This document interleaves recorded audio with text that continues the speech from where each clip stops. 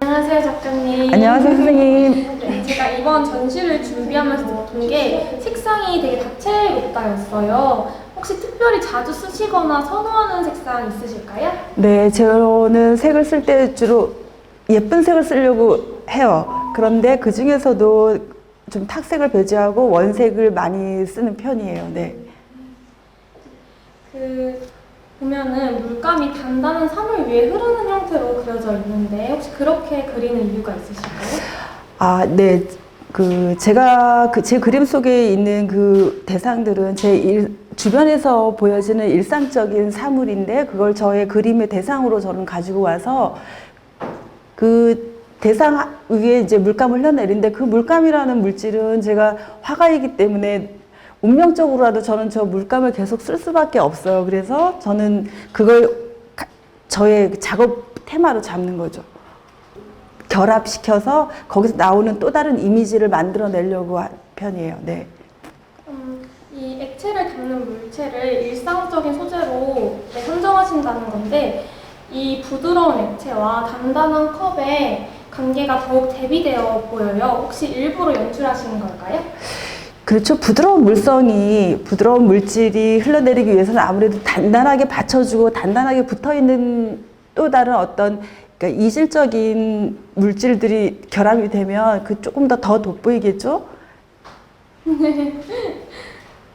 그 컵에 네. 글자나 모양이 새겨져 있어요. 혹시 네. 그거에 대한 의미가 있을까요? 네. 제 그림 속에 그 별, 하트, 뭐 무지개 이런 것들이 나오는데 의미 없이 제가 취하지는 않고 일단 조형적으로 조금 더 안정감 있고 좋은 모양이 있으면 저는 그거를 일단 대상화합니다. 네. 아까 하이네켄 작품들과 다르게 네. 이 하트나 스타 작품들을 보면 바탕색이 다 달라요. 혹시 네. 일부러 연출하신 걸까요? 네, 그거는 일단 대상과 그 흐르는 물감의 색을 고려하여서 제가 선택되어지는데요. 예를 쓰면 이 대상이나 흐르는 물감의 색이 조금 강하면 좀 더 부드러운 파스텔 톤을 쓰고 이 대상이나 물감을 조금 파스텔 톤으로 썼으면 오히려 배경색을 좀 비비드한 컬러를 씁니다. 네. 작품을 보면은 뭔가 진짜 실제 사진을 보듯이 생생한데 혹시 아. 상상으로 이렇게 그리시는 걸까요? 아, 그렇지는 않고요. 일단은 작업을 하다 보면 조금 더 리얼한 어떤 실감을 표현하기 위해서는 제가 직접 좋은 자료가 필요해요. 그래서 저는 직접 제가 어떤 머그컵이나 하이네켄이나 그 상자나 위에 직접 붓는 어떤 퍼포먼스를 한 다음에 제가 거기 흐르는 물감의 그 모양들을 시간차를 두고 이렇게 정지시켜서 한 컷을 제가 그리게 돼요. 이번 대표 작품이 하트컵 작품이잖아요. 네. 여기에는 없는데 예전에 작업하신 작품이랑 지금 2022년도에 작업하신 작품의 재료가 다른데 혹시 변화에는 이유가 있으실까요? 어떻게 잘 캐치를 하셨네요. 네, 맞습니다. 저는 그 전에는 제가 전통적인 어떤 해와 재료인 유화물감, 오일 페인트로 그렸는데 요즘에는 조금 더 제 작품의 어떤 물성 표현이나 조금 그러니까 어떤 현대적인 느낌이 조금 더 그러니까 변화를 주기 위해서 현대적인 느낌으로 조금 변화를 주기 위해서 그거에 따른 재료도 조금 바꾸어서 요즘에는 작업을 하는 편입니다. 네. 작품을 보면은 물감이 컵 위에 범벅되어 있는 모습을 볼 수가 있어요. 네. 혹시 어떤 범벅인지, 네. 뭐가 범벅되어 있는지 여쭤봐도 될까요?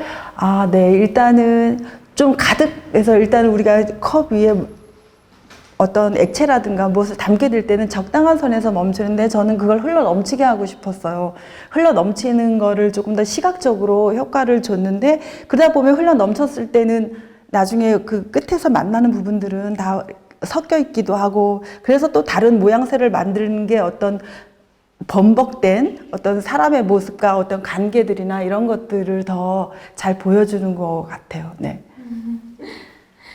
그리고 제목을 보면은 직관적으로 지으신 것 같은데 혹시 어떤 방식으로 제목을 결정하시는지 그게 좀 저는 궁금했어요. 아, 저는 제목을 지을 때 일단 그 그림에서 그 제목의 코드를 누구나 읽을 수 있는 거. 내가 하트를 그렸는데 갑자기 거기에 고독이라는가 다른 말을 넣지 않으려고 생각을 해요. 일단 하트가 우리가 눈으로 보여지는데 다른 의미보다도 하트가 더 전해지는 것들도 이 보여지는 것도 더 많은 의미를 가지고 있고 이해할 수 있기 때문에 그때그때 보이는 누구나 쉽게 알 수 있는 그런 상징적인 것들을 제목화해요. 별이라든가 하트라든가 무지개라든가 애플이라든가 그런 종류의. 그러면 이렇게 많은 작품들을 작업하셨는데 네. 그러한 작업의 원동력 여쭤봐도 될까요? 작업을 하다 보면 작가도 일상적인 생활을 아주 접을 수는 없어요. 그래서 일상에 머무르기도 쉽고 일상 속에 묻혀서 작업을 못할 수도 있는데 그럴 때마다 본인의 그러니까 의지 하나로 계속 뭐 버틸 수도 있고 계속 이어갈 수도 있고 하는 것이 작업의 원동력이 됩니다. 작가님의 작품을 살펴보면서 되게 다양한 시도를 많이 하셨다고 느꼈어요. 아, 네. 네. 혹시 향후 작품 방향은 어떻게 될지 여쭤봐도 될까요?